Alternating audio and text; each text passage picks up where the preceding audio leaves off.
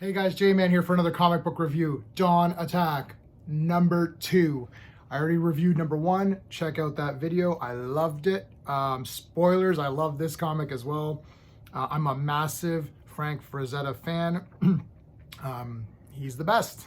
That's all there is to say. The Conan covers, obviously Conan's my favorite thing. But yeah, I don't know. It's just something magical about that stuff. The Dawn Attack number 2. So I'm going to review this comic like I review all comics and movies using my SPACE method. Story, pacing, artistry, characters, enjoyment. Each category gets a score between 0 to 2. So 2 is the best you can get in a category. If a certain category gets a 2, let's say I gave the artistry a 2 out of 2. That is not saying that the art in this book is better than something like Neil Adams or Alex Ross or John Byrne or any of these guys, you know, Jim Aparo or Jack Kirby. That's not the way my SPACE system works. It grades comics against themselves and their peers and what came before. So this will be compared to issue 1. Issue 1s usually do not get 10 out of 10 because you don't know what the characters are going to be like. You'll have to see how it develops. So most comic books should get between 5 or 6 out of 10 because if every score is a 1, that's an average comic. So the story was good, it's a 1. That means it was good. A 5 out of 10 comic means it's pretty good. You might read it, you'll read it, and that's it. 6 is like, yeah, that was all right.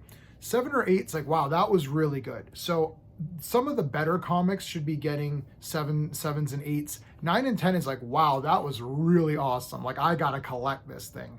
So that's how the system works. Because I've given some movies, you know, a 6 or a 7, and they're like, you're crazy, that's like a 9. I'm like, well, is it a 9? You know, so don't think that if this, let's say this book's going to get really high score, okay? It's going to probably get a really high score.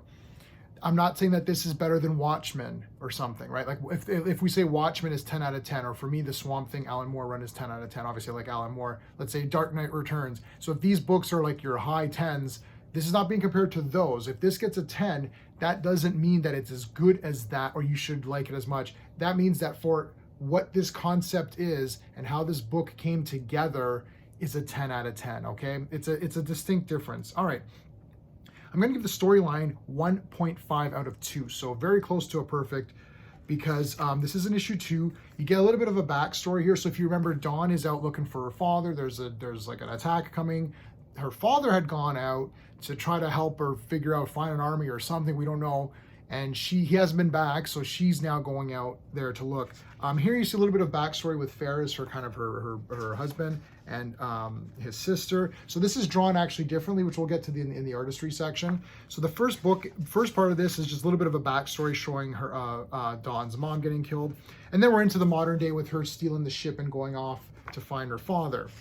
I really like this. I was close to giving this a 2 out of 2, to be honest, because I like the flow of this. Look, she's out looking for her father. This isn't the most creative thing that's ever happened, right? But that's not how the system works. The system works is that, was I excited about this story in just a generic way? Like, yeah, that was good. Or was I really excited? And I was really excited to see what was going to happen.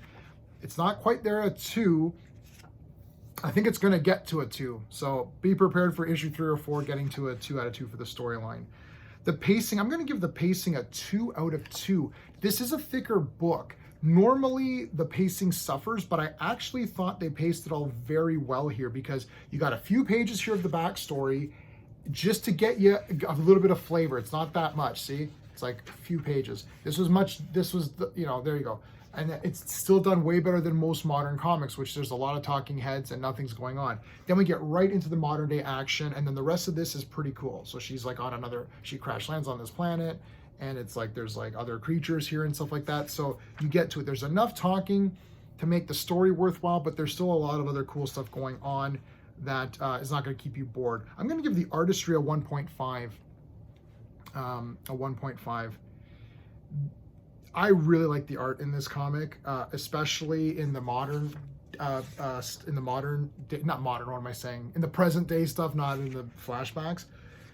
What I liked was, there's some pages here, like you start to get to here where it's the art telling the story, and there's not like text, there's not text, or like, see, look at this, it's just, there's no text. I really like when the writers and the creators have confidence in the artist to let them tell this story with just pictures.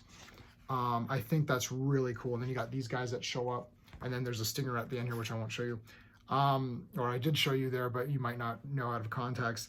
So there's a lot of cool stuff. So yeah, I'm giving it a 1.5. For the characters, I'm going to give the characters a 2 out of 2. I really like these characters. So we've got the sister here going off on her own to find the automatons. So you've got Ferris trying to figure out and train the people that are there for the coming attack.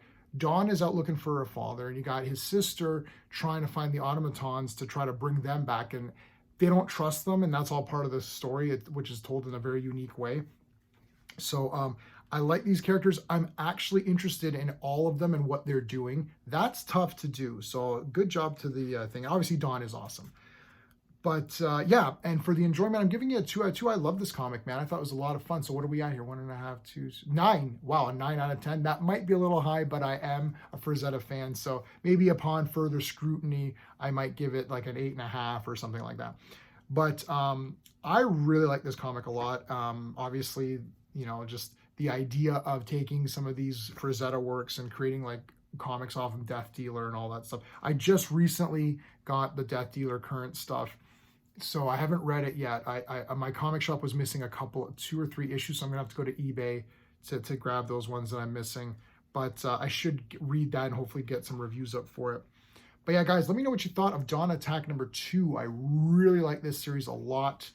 In a world of constipated comics where stories are taking forever to unfold and there's a lot of talking heads, this is still bringing you something cool and unique, in my opinion. For me, the Spawn titles and the Frazetta stuff. There's going to be the Frazetta World stuff coming, I think, in April. So I'm definitely going to get all of it. Like, that's 100%. Yeah, this is like must get for me. So 9 out of 10, that's super high. You might think it's a little high. I am slightly biased in the positive towards Frazetta and anything he's done. But speaking of Frazetta, tomorrow night, if you're catching this video when it releases the day of, tomorrow night, which is going to be a Thursday night, we are going to be talking about Fire and Ice, which is one of my favorite movies of all time, based on works of Frazetta, Ralph Bakshi's animation studio and whatever. It's an awesome movie. Sean and I are going to be talking about it tomorrow. I've even got the soundtrack for this sucker. I was able to get the CD soundtrack, which is great. So yeah, please guys, join us tomorrow if you can, 7:30 p.m. Eastern time. It's called Days of High Adventure, Fire and Ice. That's going to be, you can look at my live streams and you'll see it coming up. I've already posted the links for it. All right, guys, let me know what you thought of Dawn Attack. Until next time.